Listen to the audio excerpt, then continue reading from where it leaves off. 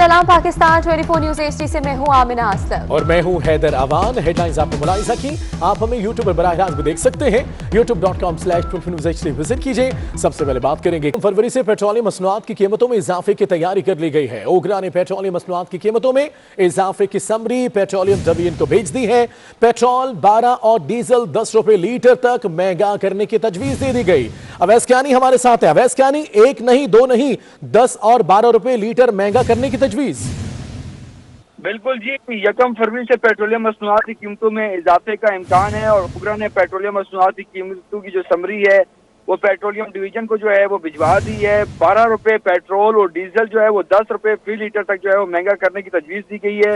ओगरा ने पेट्रोल और डीजल की कीमतों की समरी जो है वो 30 रुपए फी लीटर लीवी की बुनियाद पर तैयार की गई है और इस पर जो है पेट्रोल पर इस वक्त 21 रुपए 56 पैसे लीवी आयद है, जबकि जो डीजल है उसका जो लीवी के जो है टैक्स वो 23 रुपए 9 पैसे है। तो याद रहे कि आज से 15 दिन पहले जब ये हमने खबर दी थी कि ओगरा की रिकमेंडेशन इतनी आई है तो उसकी तरदीद की गई थी, लेकिन ये सबसे अहम चीज है जो कि नाज़रीन के लिए बता रहे हैं कि जो लिवी जो टैक्स है वो 30 रुपए फी लीटर पे जो है कैलकुलेशन की जाती है।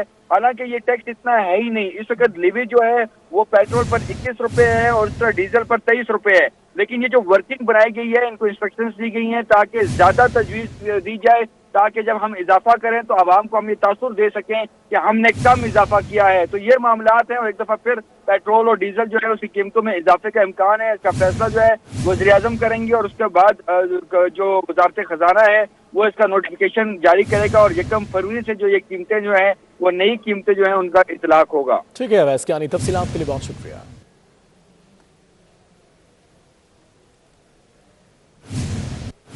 अभी आपको बराह रास्त दिखाएंगे। ख्वाजा साद रफीक पंजाब असेंबली के बाहर मीडिया से बात कर रहे हैं।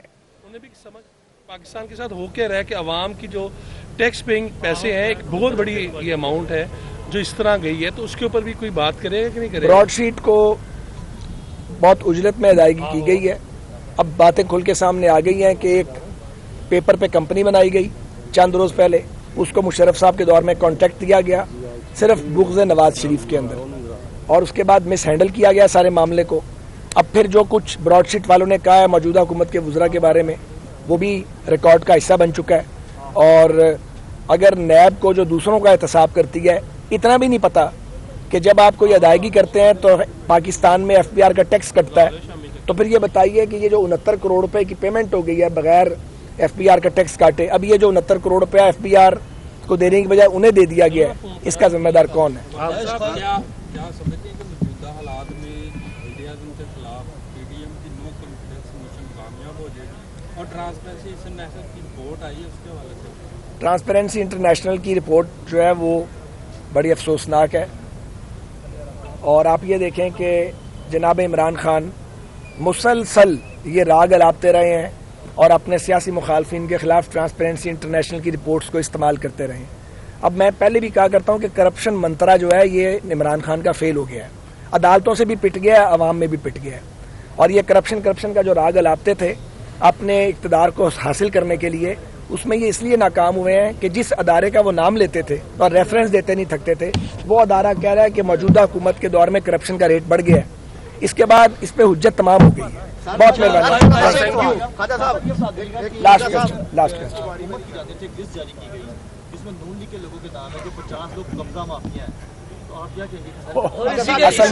इसी के साथ सवाल ले लें सर। ब्रॉडशीट का जो चेयरमैन तैनात किए गए तहकीकाती कमेटी के लिए, साहब आपके दौर में तरक्याती काम बहुत हो रहे थे, चलो करप्शन मान लेते हैं हो रही थी, अब तो तरक्याती काम भी नहीं है और करप्शन बढ़ गई है, ये क्या जादू है? अब आपने 3 सवाल कर दिए ऊपर तरह, माशाल्लाह आप जवान लोग हैं, आपने ये फिर इंगेज कर लिया आपने। तो एक तो बात यह है कि हमारे दौर में अल्हम्दुलिल्लाह कोई करप्शन नहीं हो रही थी, हमारे दौर में काम हो रहा था। इस दौर में सिर्फ बातें हो रही हैं, बहुतान तराशी हो रही है और इन्होंने लोन ले लिया है PMLN के दौरे हुकूमत से कहीं ज्यादा, लेकिन ये पैसा कहाँ लग रहा है ये जाएंगे तो मालूम पड़ेगा। अच्छा, ब्रॉडशीट की तहकीकात के लिए जो साहब देखिए, गुजारिश ये है कि एक पास्ट का बैगेज है हमारा बाज़ रिटायर्ड जज साहिबान के साथ, तो इस वक्त वो रिटायर्ड हैं, मैं उनके बारे में बात नहीं करना चाहता, लेकिन मैं ये ज़रूर कहूँगा नाम लिए बगैर कि किसी तनाज़े में मौजूद लोगों को नहीं उलझना चाहिए। हुकूमत अपना उल्लू सीधा करना चाहती है, लेकिन अगर कहीं तनाज़ा खड़ा हो गया है तो गैर जानिबदारी का तकाजा ये है कि उनको इसका हिस्सा नहीं बनना चाहिए। बाकी फैसला उन्होंने करना है। बहुत मेहरबानी।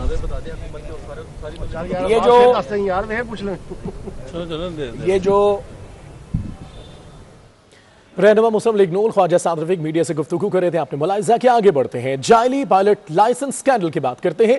कराची में FIA की कार्रवाई। जाली पायलट लाइसेंस स्कैंडल पर 4 मुकदमा दर्ज करके पायलट समेत सिविल एविएशन के 6 अफसरान गिरफ्तार कर लिए गए हैं।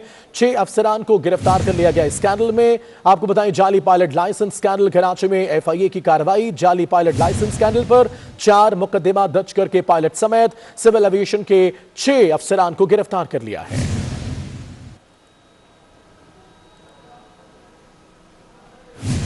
मलेशिया में रोका गया PIA का तैयारा इस्लामाबाद के लिए रवाना हो गया। तैयारा आज शाम 5 बजे मुसाफिरों के हमरा इस्लामाबाद पहुंचेगा। तो आपको बता रहे हैं, मलेशिया में रोका गया PIA का तैयारा इस्लामाबाद के लिए रवाना हो गया है। तैयारा आज शाम 5 बजे मुसाफिरों के हमरा इस्लामाबाद पहुंचेगा।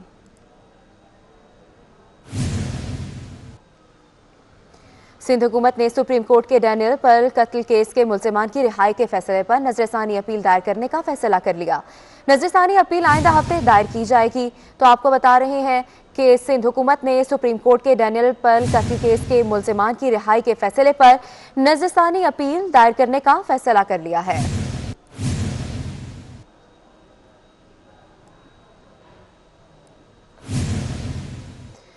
अमेरिका का डैनियल पर कत्ल केस के मुल्जिम उमर शेख की रिहाई के अदालती अहकामात पर इजहार नाराजगी। व्हाइट हाउस के तर्जुमान जिन साकी का कहना है कि पाकिस्तानी अदालत का फैसला दहशतगर्दी से मुतासरा अफराद की तौहीन है। हुकूमत पाकिस्तान फैसले पर कानून के मुताबिक नजरसानी करे।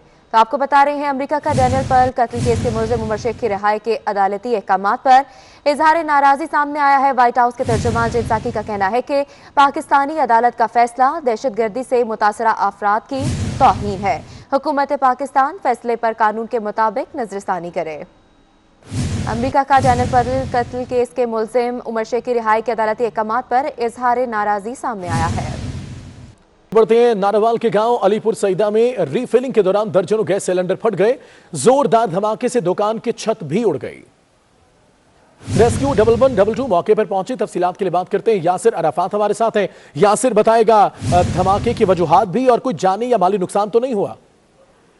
जी देखिए जी, ये वाकया नारावाल का गांव अलीपुर सईदा में पेश आया है, जहां पर रीफिलिंग के दौरान गैस सिलेंडर फट गया है और गैस सिलेंडर फटने से दुकान में आग भड़क उठी है।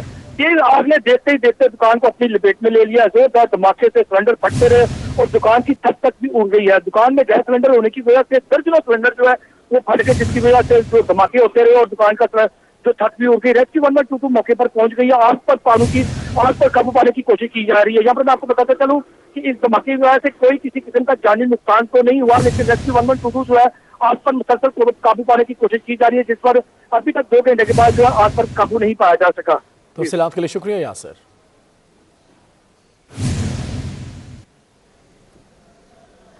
बुलेटिन में खबरों का सिलसिला जारी रहेगा, लेकिन एक ब्रेक के बाद हमारे साथ रहिए।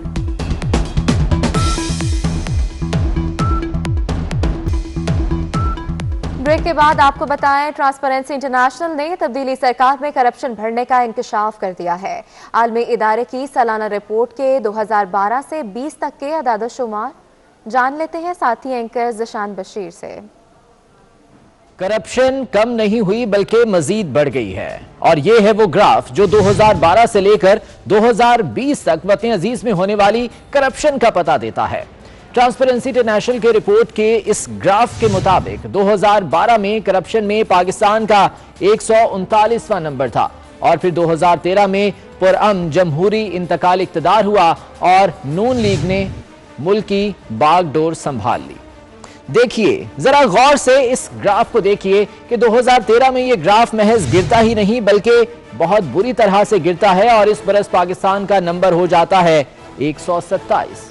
फिर ये गिरावट का सिलसिला जारी रहता है, यहां तक कि 2017 में हम 117 नंबर पर आ जाते हैं। उसके बाद आया इंतखाबात का साल यानी 2018।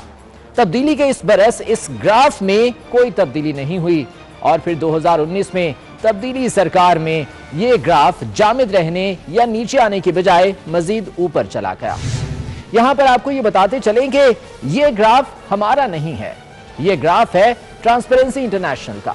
इस ग्राफ के मुताबिक 2020 में करप्शन मुल्क में मजीद 4 जीने चढ़ गई है और नया पाकिस्तान इस फहरिस्त में 124वें नंबर पर आ बराजमान हुआ है।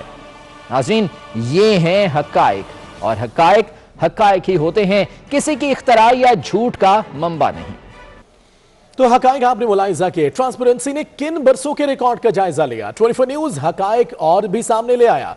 तमाम डेटा 2019 और 20 का ही है, जबकि वजीर आजम इमरान खान और उनके मामले खुसूसी शहबाज गिल 2017 और 2018 के रिकॉर्ड पर मबनी रिपोर्ट करार दे रहे हैं। Senior director transparency international Pakistan ने वज़रा को रिपोर्ट पढ़ने का मशवरा दे दिया। ट्रांसपेरेंसी इंटरनेशनल ने पाकिस्तान में करप्शन के इजाफे पर रिपोर्ट जारी की तो वज़ीर आज़म इमरान खान और उनके मामले खुसूसी इसे 2017 और 2018 का डेटा करार देने लगे। तहम मामले पर 24 न्यूज हक़ाइक़ सामने ले आया। वज़ीर आज़म के मामले खुसूसी शहबाज गिल ने करप्शन रिपोर्ट पर गुज़िश्ता हुकूमत को तंज का निशाना बनाने के लिए ट्विटर पर पुराने रिपोर्ट के सफ़ात शेयर कर दिए। हुकूमती तर्जुमान के शेयर करदा दूसरे सफ़े में शाया शुदा 2018 को नुमाया किया गया है, लेकिन हकीकत में ये सफ़ात 2018 की ही रिपोर्ट के हैं।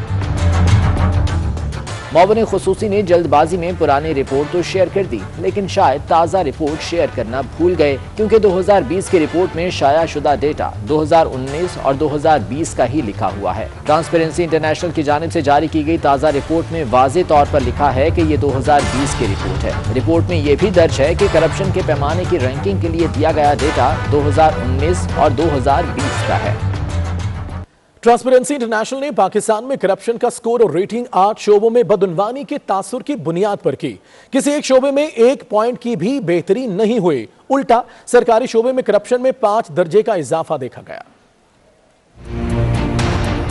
ट्रांसपेरेंसी इंटरनेशनल के मुताबिक 2020 के इंडेक्स में पाकिस्तान का स्कोर और रेटिंग 8 कैटेगरीज में मुख्तलिफ आलमी इदारों की ताज़ा तरीन रिपोर्ट्स की बुनियाद पर की गई है। स्कोर में सबसे ज्यादा तनज़री वैरायटी ऑफ डेमोक्रेसी कैटेगरी में हुई। इस कैटेगरी का स्कोर 4 शोबों के जरिए तायुन किया गया है। सरकारी शोबे में करप्शन, कानून साजों की करप्शन, एग्जीक्यूटिव करप्शन इंडेक्स और अदलिया में करप्शन की सूरत हाल पर मुरत्तिब किया गया। 2020 में इस कैटेगरी में पाकिस्तान का स्कोर सिर्फ 22 रहा, जो 2019 में 27 था। इसके अलावा वर्ल्ड जस्टिस प्रोग्राम कानून की हुक्मरानी इंडेक्स में पाकिस्तान का 2020 का स्कोर 25 रहा, जो 2019 में 27 था। रिपोर्ट के मुताबिक बाकी तमाम कैटेगरीज में पाकिस्तान के स्कोर में कोई तब्दीली नहीं हुई। जितनी करप्शन पहले थी वो अब भी है।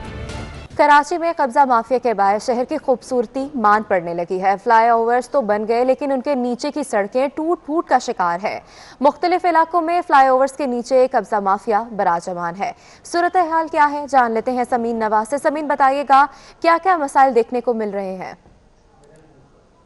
जी बिल्कुल, देखिए, जहां शहर को खूबसूरत बनाने के लिए बहुत सी कोशिशें की जा रही होती हैं, शहरियों के मसाइल कम करने के लिए, उनका हल निकालने के लिए मुख्तलिफ सोल्यूशंस पेश किए जा रहे होते हैं। और जो सबसे बड़ा मसला इस वक्त कराची शहर का ट्रैफिक का हुजूम है, और उस ट्रैफिक की रवानी को बहाल रखने के लिए हम देखते हैं कि मुख्तलिफ मरकजी शाहराहों पर फ्लाईओवर्स कायम किए जाते हैं, अंडरपासेस कायम किए जाते हैं। लेकिन इन फ्लाईओवर्स को कायम करने के बाद उन फ्लाईओवर्स के नीचे क्या सूरत हाल होती है, उससे यकीनन लापरवाही बरती जा रही होती है, और इस कोताही की वजह से इलाके का माहौल भी खासा ख़राब हो जाता है।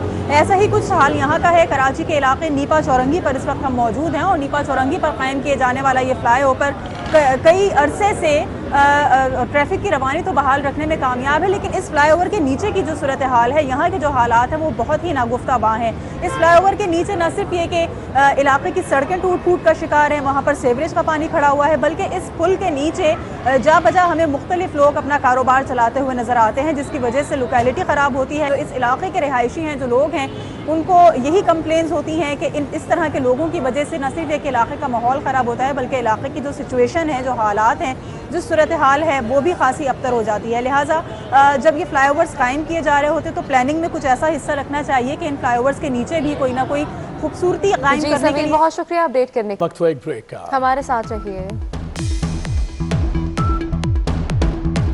ब्रेक के बाद खुशामदीद कहेंगे। कराची में महमूदाबाद नाले के गिर्द तजावुजात के खिलाफ ऑपरेशन 26वें रोज भी जारी है।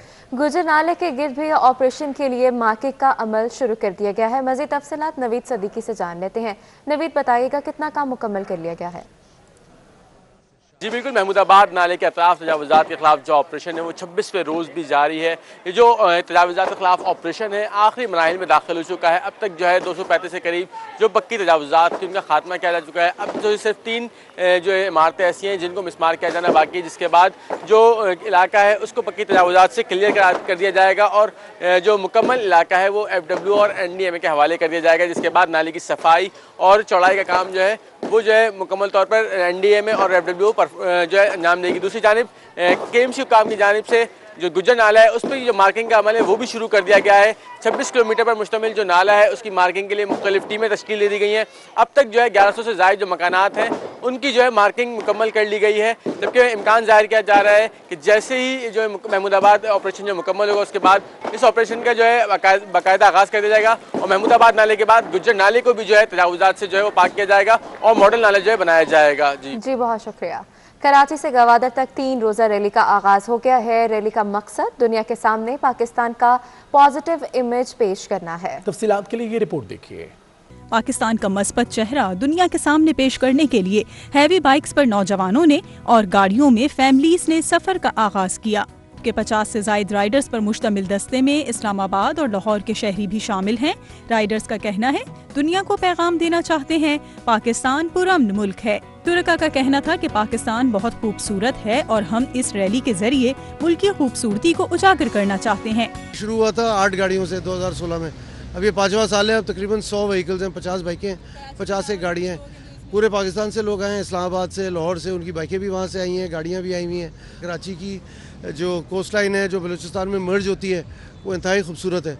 तो माय पाकिस्तान इज़ ब्यूटीफुल और हम जो है वो एक्सप्लोर करने जा रहे हैं। 50 के करीब बाइक कराची से सफ़र लेके चलेंगे to promote the peace and progress in Pakistan and Balochistan. Rally के शुरका कराची से गवादर तक 650 किलोमीटर का सफर 10 घंटों में मुकम्मल करेंगे। साथी रिपोर्टर मोहम्मद अली खान के हमरा समीन नवाज, 24 न्यूज़, कराची। रेलवे का IT सर्वर चौथे रोज भी बहाल न हो सका। बैकअप के बावजूद नई टिकटों की फराहमी मुअत्तल है। रिजर्वेशन सिस्टम को बैकअप फराहम करने की कोशिश के बावजूद करंट टिकट्स की फराहमी मुअत्तल है। 72 घंटों के बाद भी रेलवे ऑनलाइन बुकिंग का मुकम्मल रिकॉर्ड रिकवर नहीं हो सका।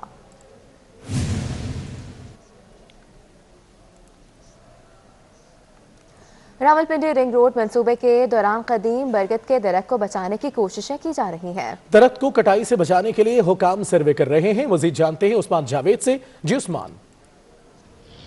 जी बिल्कुल, रावलपिंडी रिंग रोड मंसूबे में रवात के करीब रिंग रोड का इंटरचेंज बनाया जा रहा है, जिसके पेश नज़र रावलपिंडी के रवात के इलाके में कायम ये कदीम बरगद दरख्त को नुकसान पहुंचने का खदशा है। ज़िला इंतज़ामिया रावलपिंडी और इंजीनियरिंग डिपार्टमेंट ने इस कदीम दरख्त को बचाने के लिए सर जोड़ लिए हैं और यहाँ पर सर्वे किए जा रहे हैं कि इस इंटरचेंज के बायस इस कदीम बरगद दरख्त को कैसे बचाया जाए। आप देख सकते हैं कि न सिर्फ यहाँ पर इंसानों की बैठने की ये जगह है बल्कि जो परिंदे हैं उनकी भी ये आमाजगाह बन चुका है। हमारे साथ यहाँ पर अहले इलाका मौजूद है। दरख्त के बारे में जहाँ तक तल्लक है, बरगद का दरख्त इसे कहते हैं, हम बोड़ कहते हैं इसे।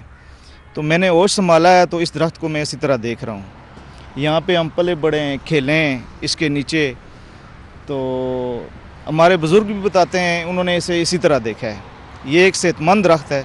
इसके अलावा भी दरख्त काफ़ी सारे थे, कुछ हालात के नज़र हो गए, उनकी केयर नहीं हो सकी। एक ये सेहतमंद है इस एरिया में। इस कदीम दरख्त के नीचे इन अहले इलाका का न सिर्फ वक्त गुजरता है बल्कि आसपास, क्योंकि ये मरकज़ी GT रोड के ऊपर ये दरख्त वाक़ है और यहाँ पर मुसाफिर जो है वो भी गर्मी में यहाँ पर आराम करने के लिए इस दरख्त की छाँव में बैठते हैं। जी उस्मान, बहुत शुक्रिया आपका। और खबर आपको दी, कोरोना वायरस से मर्दों के स्पर्म को नुकसान पहुंचने का खदशा है।